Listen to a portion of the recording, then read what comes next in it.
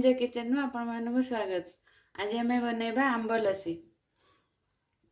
एना देखो आंब मको काटी देछि, चोपा छड़े छोट छोट पीस कर देछि। एना दही, एना बरफ, चीनी और काजू।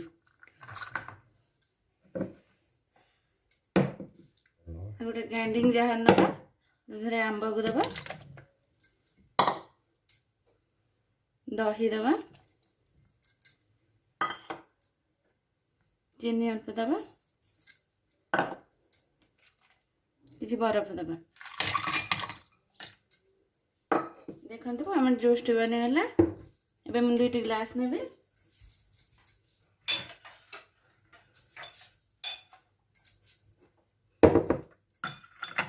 ग्लास रे